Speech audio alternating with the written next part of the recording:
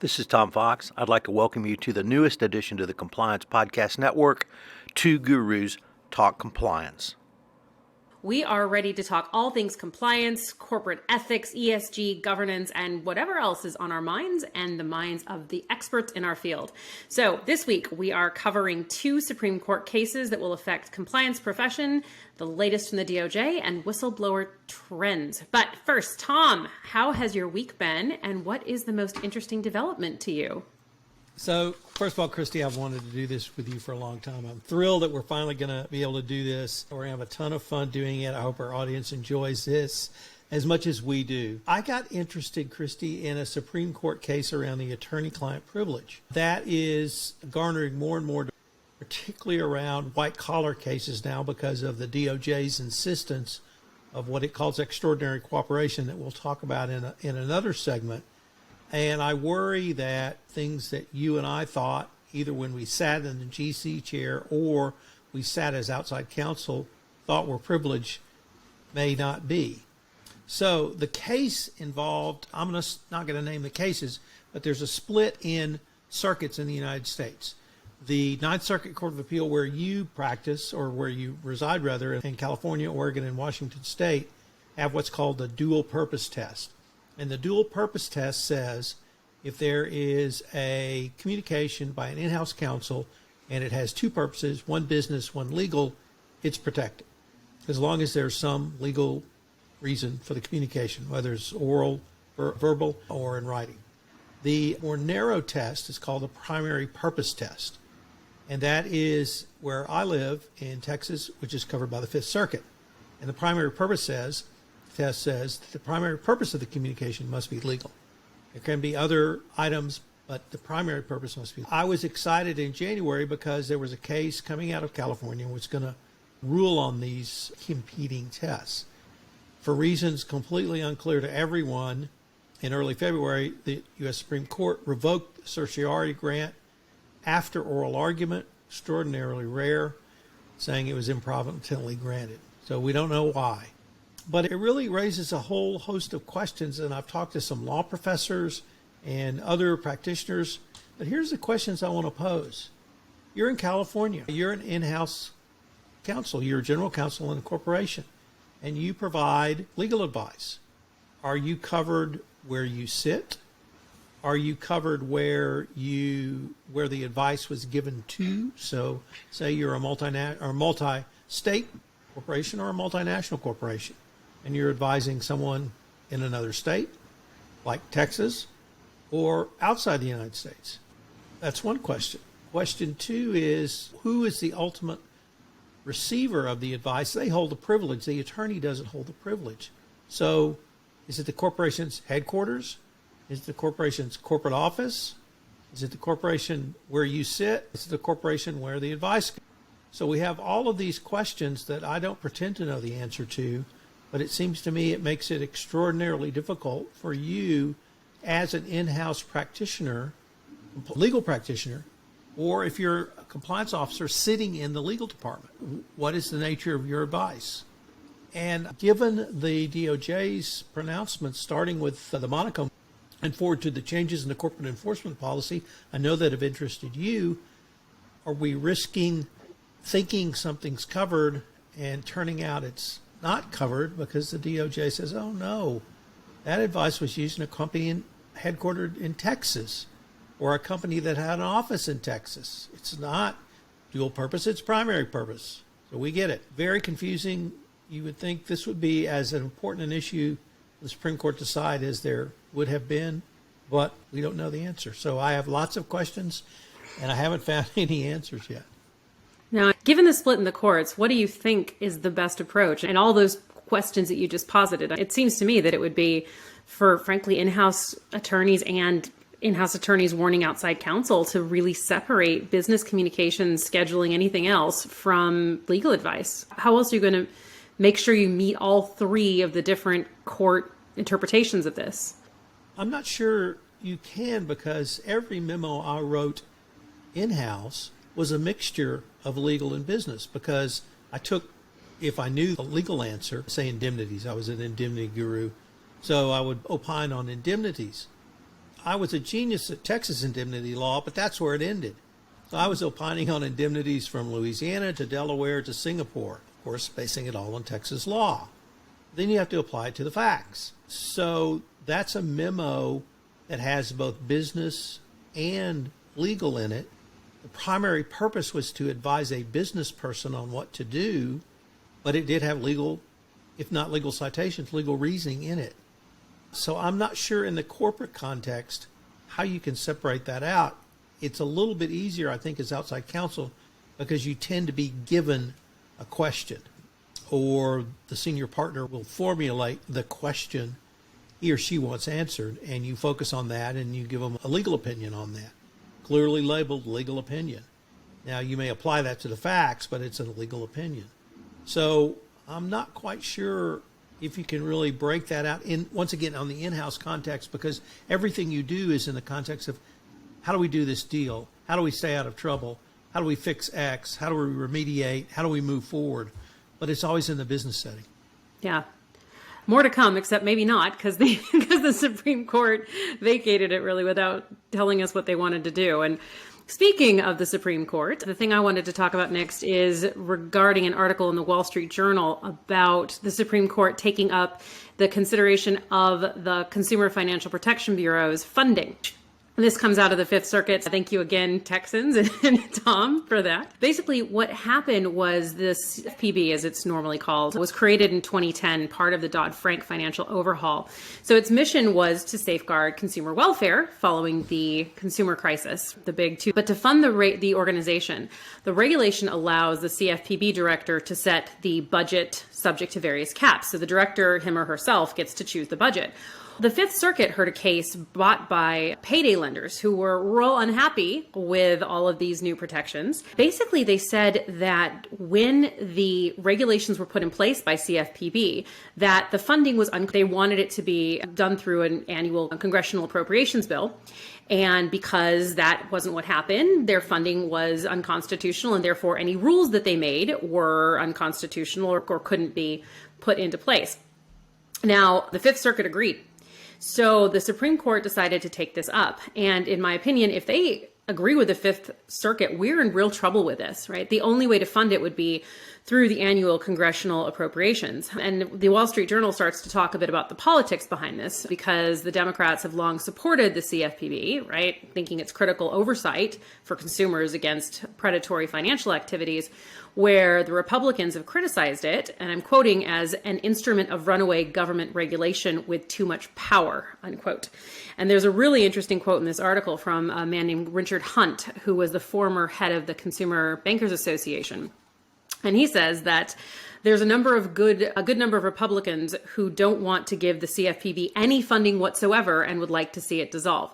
So the Mortgage Bankers Association's response has been, holy heck, man, if you undo everything the CFPR did, that is going to radically undermine the $13 trillion U.S. mortgage market. They actually said it could stop functioning normally. So this is a big deal. The payday lenders that came in, they were trying to respond to new laws that clamped down their ability to charge interest rates as high as 400%. So I think that the defunding of regulators and regulation is a pretty terrifying idea. And because especially the way that the payday lenders came at this to undermine the congressionally approved funding source, and that everything they did in between was no longer valid, that scares me. What do you think? Oh, you're absolutely right. And that's the danger of these runaway courts, such as the Angels of Death in the Fifth Circuit, who are will throw out from the bottom line, from the bottom. I think we can clearly delineate politics on this side over here, so understood. Yeah, the Fifth Circuit scares me, truthfully. Kristy, the next story I came across that intrigued me was a story from Compliance and Enforcement blog, which is from the New York University Program on Corporate Compliance Enforcement. It was an article about Colorado is the first state to give us draft AI rules and regulations. Now, it's around insurance, but the article and the format of the draft will be near, if not dear, to every compliance professional heart, because really the takeaways from the article, you need to perform a gap analysis based upon the laws as drafted then you need to put a cross-functional management oversight committee in place and budget to take care of what the new law requires. But here's what intrigued me, and see if any of this sounds familiar. Number one, guiding principles, i.e. code of conduct around your AI. Number two, board and senior management oversight. Number three, a cross-functional governance committee. Number four, policies and procedures. Number five, training. Number six, cybersecurity, internal controls around cybersecurity. Number seven, a cyber breach response plan. Number eight, a complaint line, i.e. whistleblowers. Number nine, ongoing monitoring via auditing. And number 10, management of third-party risk. Now, hopefully that's going to sound very familiar to not only you, but a lot of listeners to this podcast. And it goes to beyond the specifics of this law, something that you and I have talked about for several years now, that the compliance function in the CCO is perhaps the most well-suited corporate discipline to deal with these new initiatives, because it's the basic framework of compliance that you and I have worked with for 15 years. And what they've laid out is basically every other compliance program I've ever worked with. Two additional thoughts. One is, because this is the first law, I think it's very important, but it'll be copied the most. And although, once again, this is limited to insurance, I think it will widely see use and adoption in non-insurance and non-regulated industries, i.e. U.S. public companies. So I hope the compliance professionals will look at this and start to be prepared, perhaps have discussions with your IT or create a cross-functional group in your organization, because ChatGPT is here to stay, AI is here to stay, and you need to be ready for whatever regulatory scheme you're going to find yourself under. Yeah, I think the most interesting thing about that article that you picked, Tom, was that the discussion was, yes, this is one little Colorado draft regulation. However, what they've seen previously, first of all, it's very compact, unlike the NIST standard. It's very understandable and prescriptive in a way that's useful, but that we've seen previously these kind of laws get that mushroom effect. Everybody else takes them on. And most compliance programs just don't have good frameworks for things like AI or for big data, even though we've been using that word for a long time. So I think that this can be very useful, and I do hope that it crosses over and becomes something people use. Kristy, you got interested in our friends at Google. What is it Well, this the time that DOJ got interests you? interested in our friends at Google, not me specifically. Let's be very clear about that. But the next article comes from Yahoo Finance. So it's a short article, but it was fascinating to me. So apparently it relates to the DOJ urging a federal judge to sanction Google's parent Alphabet for its practice of setting employee chats to auto-delete, despite promising to preserve records required for litigation. So the DOJ alleges that Google destroyed written records that are pivotal to their antitrust suit related to internet search dominance. Basically, it's alleged that Google employees routinely discussed substantive and sensitive business, that's a quote, using an instant messaging product that deleted chats automatically after 24 hours. So the evidence sought by the DOJ relates to the 2020 lawsuit they have that says Google maintained unlawful web exclusionary business that made it so they shut out. Despite the federal rules for litigation requiring Google to suspend that chat deletion in 2019, according to the DOJ, they simply let the chats get auto-deleted anyway. And the government said that Google only committed to permanently preserving the employee chats messages this week, after the threat of the motion for sanctions. So the DOJ believes that the chats would have contained especially relevant information because it contained candid conversations and discussions between executives. Now, I find this so interesting because from a couple of angles. Number one, I worked on the LIBOR investigation, which is a financial crimes scandal earlier 10 years ago. And the best and most fascinating evidence was 100% from the Bloomberg chats between individuals. They're casual. People don't think that they're being recorded, and we get the best stuff from that. So I think that the DOJ probably has a point. And the second thing related more to compliance officers is I am seeing in my Spark Compliance's practice more and more auto deletion because of the mushrooming of data, people never taking out their emails. I think my husband's computer on Outlook, last time I checked, had 5,184 unreviewed emails. You can't just have that stuff in there forever. But we do run the risk, especially if you don't have a strong litigation hold practice. How do you manage this kind of thing? And Tom, what do you think? First of all, if I could ever get to 5,000 emails, I would probably shut down and have a vacation for a week because I'm at 25,000 emails. No, you're not. Oh, no. So I'm one of those clean inbox people. I have to have it under 50 or I go nuts. Yeah, you should see my office. But just a couple of different thoughts. Number one, an auto-delete policy is certainly a reasonable business, but you always have to make exceptions when litigation is either threatened or ongoing. And that is the responsibility of someone in legal, someone in IT. There was a clear breakdown in communications. Yes, it may have been nefarious. If I was the DOJ, that's what I'd be screaming from the highest hill. But I've been on the other side of that from time to time, and it just is nothing more than a lack of internal communications.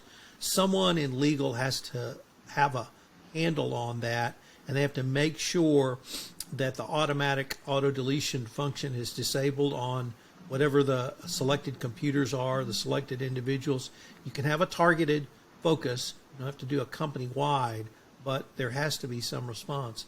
But the bigger question for me, Kristy, and you've certainly done many more of these investigations than I have, every time I talk to someone who specializes in internal investigation and or negotiating with the regulators, they say the single most important thing is your credibility.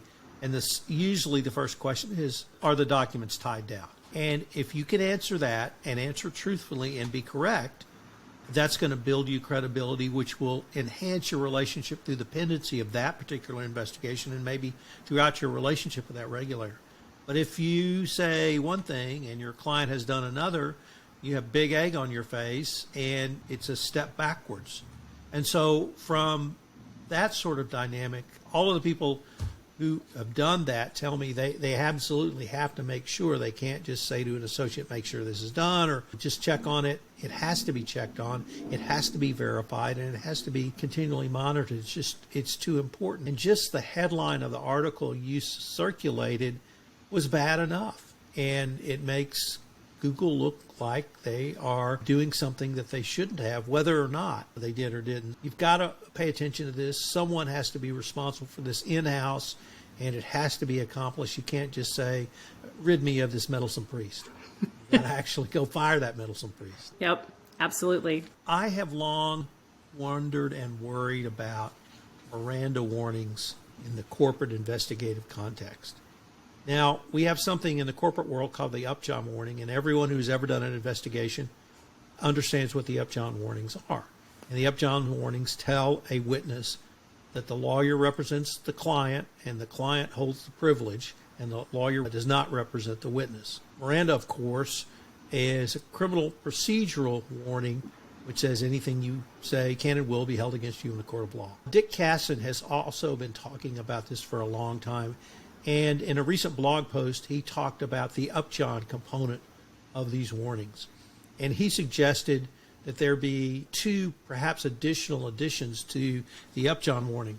Number one was that the lawyer add that the company will cooperate with the government in any investigation, and that if there is a referral of information from the company to the government, there's an increased likelihood the individual, i.e. the witness, may be prosecuted. I think those are good steps. I'm much more concerned outside counsel and perhaps even in-house counsel essentially being deputized to do internal investigations. We've never had a clear answer to this. 20 years ago, the huge question was whether companies had to waive the attorney-client privilege. And in the wake of Enron, the DOJ said, we'll never ask companies to do that, and they did exactly that. And the bar pushed back, and we got something straightened out. But once again, we're going to talk about this and your thoughts on the changes to the corporate enforcement policy. But extraordinary cooperation is moving towards a line I'm not comfortable with without a disclosure. Because if our company has self-disclosed and we know for our own self-interest to get the best result possible, we have to turn over information. Literally, when it becomes known to us, Number one, it doesn't give time for reflection. And every lawyer or law firm I've known, when something significant comes in, they sit down with the team, they sit down with a senior partner. It may be elevated up within the firm, it's so significant. And then you have a talk with a client. And you explain to the client, here's what we found, here's how we think we need to respond. But we're going to have to tell the government about it. Those sorts of reflections that I think are an important part of practicing law may be gone now, and that's one loss. But the bigger loss to me is that the witness may not understand that if I voluntarily sit down with you without counsel present and answer all your questions, I may give you information which ends up putting me in jail. And no criminal procedural warning, no civil procedural warning. So it seems to me we're moving towards an area, and some federal courts have touched on or at least asked the question of whether the DOJ is deputizing private law firms as external counsel in some sense, or even internal investigations. We haven't had a ruling on that, but we may be moving closer to that. And I know that's something you've had to do. I feel unease in all of these areas. Yeah, 100%. I think that it is really terrifying when you think about being an individual in an internal investigation. I've never seen anybody really have the sense that they might go to jail or that their information that they're giving their in-house counsel, or goodness me, an HR investigator, right, who doesn't even have a law degree, that's doing some kind of investigation that leads somewhere else, right, because that happens all the time, that we are allowing that to become essentially the case that we hand over, and then they say, great, we've already got all this evidence. It is deeply uncomfortable to me as somebody who worked in white collar crime defense and who's worked in-house. I don't know realistically at what point you are obligated. Let's say that there's an obligation, right? We have the Upjohn warning. We know when that's supposed to be. But when this comes to kind of Miranda versions of it with the criminality element, when does that trigger? And how can we even really logically tell someone, or know we need to tell someone, that this is happening? I think the practicality of this is very difficult to think about. Yes to all of the above. And I guess I mentioned court cases. What happens when a judge throws something out or changes the dynamics dramatically? Once again, I don't pretend to know the answers. It just seems like to me we're heading in that area. We had a huge announcement in January from Kenneth Polite around the corporate enforcement policy. So I know this is really interesting to you. So why don't you go through it for us? Oh, heavens. Yeah, there is a lot of talk about this, but one of my favorite reviews of it came from the compliance lady, someone who I haven't come across before, but I like her name. So it's Sophia El Mansouri. I'm hopefully saying her name correctly. And she has a blog where she wrote an article that says, Justice Department sweetens the deal for honest companies. 75% reduction in fines for self-disclosure and cooperation. And this is where this extraordinary cooperation comes in. So basically, the CEP is frequently called the Corporate Enforcement Policy. Came into effect in 2016, expanded in 2017. It was a pilot originally. And basically, it gives credit for and reduces fines for companies that self-report FCPA violations. So the revisions, it used to be that 50% was really the top. But what they have done is they have said if you have extraordinary cooperation, then they can have up to 75% reduction in fines. So that's if you self-disclose, basically have a good compliance program or create one in the wake of whatever happened, and provide this extraordinary cooperation. Now, if you did not self-report, fear not, all is not lost. In cooperation or something along those lines, and fixing the problem with better compliance programs can still result in 50% reduction in fines. Now, this new program has been controversial. When the Society of Corporate Compliance and Ethics wrote about this, there was a gentleman, an attorney called John May, who commented, and I just have to quote it because it's far too good not to quote directly. So he said, more nonsense from the DOJ. 25 years of carrots have been a complete bust. So now they are offering more delicious carrots. They just don't get it. They could offer chocolate cake with vanilla ice cream and it wouldn't make a difference.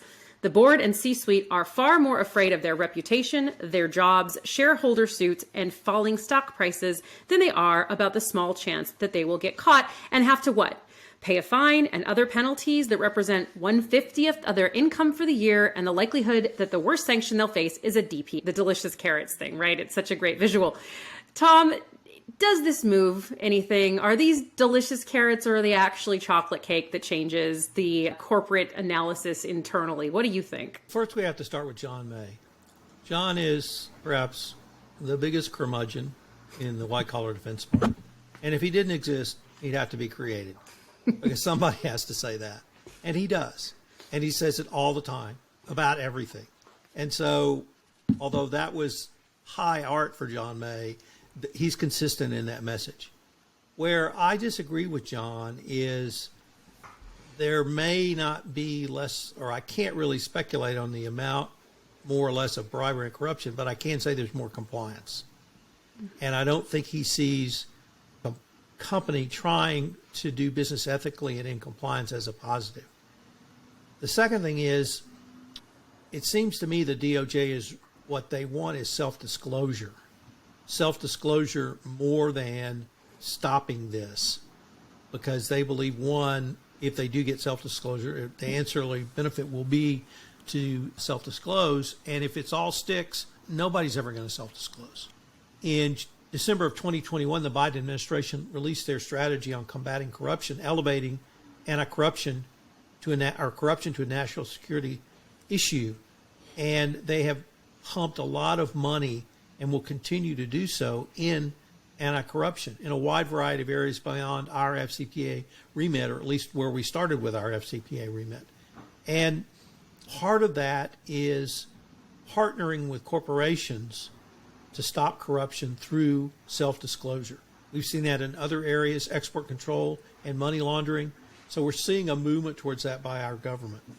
And if self-disclosure to help the overall fight is the goal, I think this could move the needle forward. If it's the John May perspective, we know what John thinks. And I would just say, God bless John, because he's a good friend. But your question, that's the question I usually start all of these debates around this update. Has it moved the needle? I think it has, for a couple of reasons. Number one, the 75%, that's a real discount. That's real money. But there's a little kicker in there that's not a little more subtle, which is the following. It's 75% off the low range of the sentencing guidelines. I have studied the sentencing guidelines for 15 years. I'm still not sure I understand them, but I do know that when you do the formula, whatever that is, you come out with a range of low to high. And if you have engaged in egregious conduct, more likely than not, you will be somewhere in the middle. Very few companies are at the high level because they've engaged in some cooperation by then, or at the highest level. So say you have a range of 50 million to 150 million, and the mid-range would be 100 million. If you get 75% off the low end, 50 million, as opposed to 50% off the middle range, 100 million, that's $25 million. Or excuse me, that's 12.5 million you would have to pay. So your savings would be 87.5 million. That's real money. And to me, that's real incentive. So 75% discount from the bottom end of the sentencing range, I think that has a multiplier effect. And I think that puts real dollars back in the pockets of companies if they self-disclose and then meet the other requirements: extraordinary cooperation, extensive remediation, and profit disgorgement. So I think it can move the needle, but if you have John's perspective, it's just another series of carrot cakes. What are your thoughts?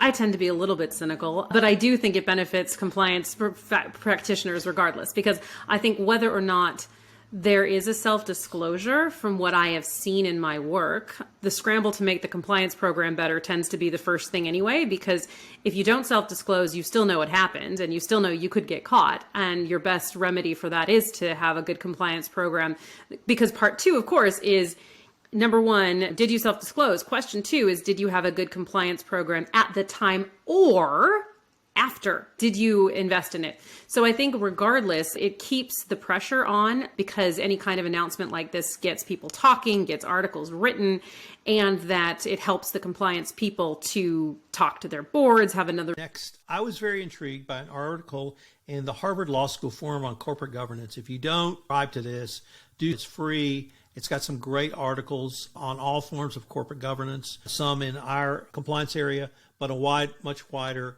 area as well.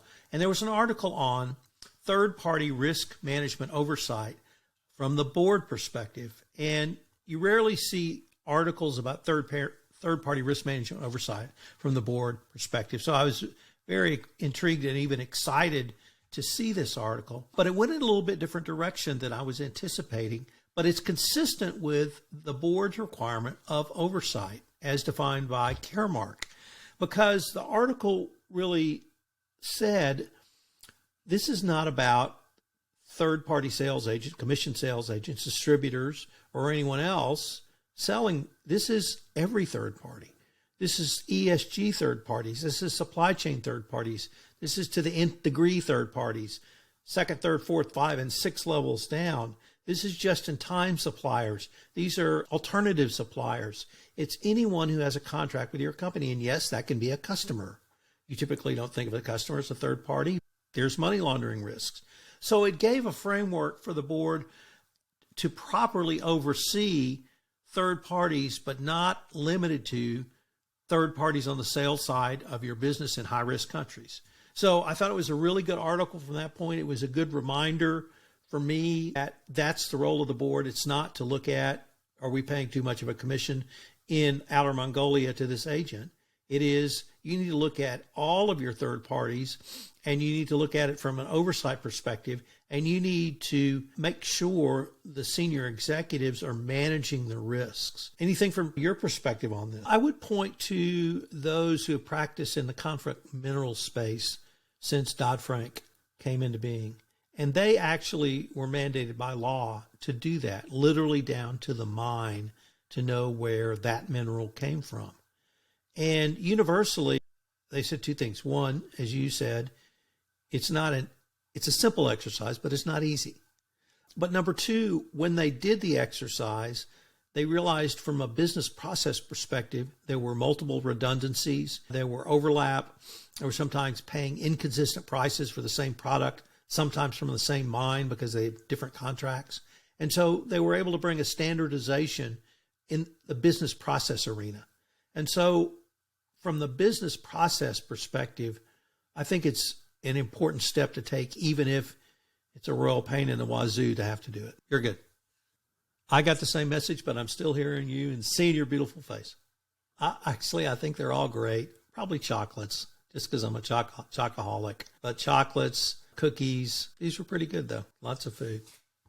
So we had one of our annual reports from NAVEX. This one was their report on the annual whistleblower landscape. There's just a couple of things I wanted to highlight for you, Kristy, and perhaps get your thoughts on. We had an increase in number of whistleblower reports to the SEC. We had a decrease in internal whistleblower reporting before going to the SEC. Normally, I would say that's a troubling trend, but it went from about 78% to 75%. If it continues to go downwards, I would say then that's something we need to look at. One of the biggest reasons given for the increase in number of reports was allegedly working from home and people not being in the office, being siloed at home and not being able to get relief or anyone to listen to them or those sorts of things that maybe happened a little bit more. I'm going to say that was early on in the pandemic because I think the compliance profession certainly learned how to respond to work from home. They've learned how to respond to return to work and hybrid work environments. The engagement that I see internal to corporations is greatly increased because we had to, whether it be Zoom, whether it be a phone call, whether it be a check-in. And so I applaud those. I've worked from home since 2010. I'm very comfortable with that. But some people feel like you either should be in the office or you need to be in the office.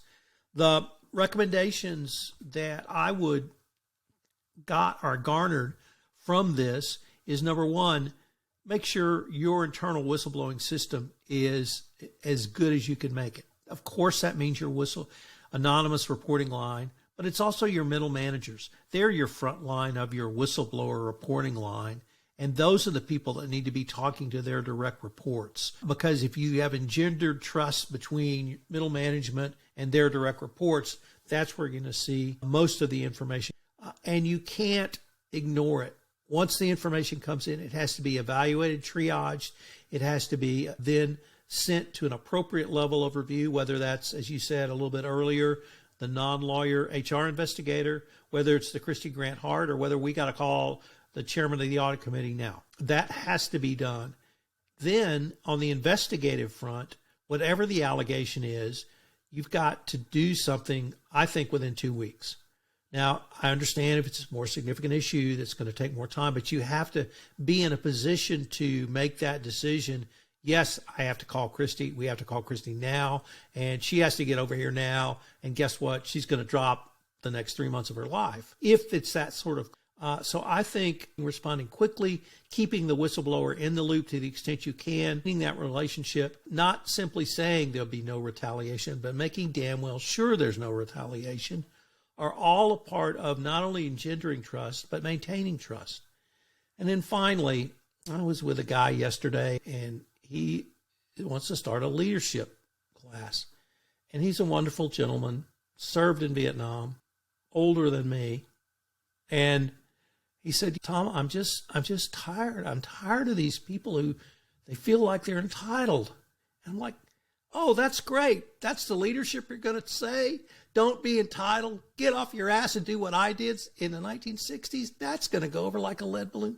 Quit. Yeah. Let's stop telling people they're stupid, slow, lazy, or other because they don't have the same values that I have or that you have, or because we're from different generations. And meet the millennial. Bullying is one of the most significant increases in reporting. I would have never reported bullying if I knew what it was, and I did a couple of times get pretty well tongue lashed in the law firm days. But that's just something you had to put up with. You don't have to anymore. And more importantly, the employees are not going to take it anymore. The generations have changed and the values are different. And me and you, we're the ones that have to adapt, not them. And so I think it's important for every compliance professional to understand that. And if you're not tuned into that, don't get thee to a nunnery, get thee to a Spark Consulting class on dealing with millennials. So, indeed. Let me just add one little nuance that came up last week where, you know what a White Castle burger is? White Castle burger violated the Illinois Biometric law, which says that if you take people's personal biometrics, fingerprints, DNA, that sort of thing, without consent, that's a violation of that law. That was not the question. The question was, every time you take that information and email it, talk about it, transfer it, that's a separate violation of the Illinois law. And White Castle is now on the hook for $16.1 billion in fines due to White Castle employees for its violation of the Illinois Biometric law. Now, that ruling, fingerprints, weight, DNA, who knows, but anything biometric. And that was from the Illinois Supreme Court. There is no further appeal in the state of Illinois, so that's what they owe. How about for, obviously, companies headquartered in Illinois? How about if you have a business? What if you have a McDonald's franchise and you're a California corporation, but you just happen to have some Illinois stores? Or you're a national retailer. You fingerprint everybody for shoplifting purposes. Did you get consent for that? Maybe not. So that's one more example. And you're absolutely right. If there is one area in this country, two areas that cry out for some sort of congressional oversight, internet and this, data privacy, data protection. And we've got to have something because companies literally are going to have 50 different laws in the U.S. alone, or 51 if you count D.C. So it's a huge problem. It's only going to get worse. I don't know when Congress will. I'm glad I'm not a data privacy lawyer in the United States. I will throw out a shout out to Compliance Week, who this month now, is going to have a full special report on data privacy laws across the United States. So I hope our listeners, if you subscribe to Compliance Week, you'll check that out. But you're right, this is a huge problem. The EU invalidation of the Biden executive order is a huge problem. We both work for multinational corporations. If you can't share your data from Europe, you're in a world of trouble. And it's a huge mess, and we don't seem to be pointing towards a way out of it at this point. This is Tom Fox. Thank you again for listening to this episode of Two Gurus Talk Compliance. I hope you will join Kristy and I again for another episode. This podcast is a production of the Compliance Podcast Network.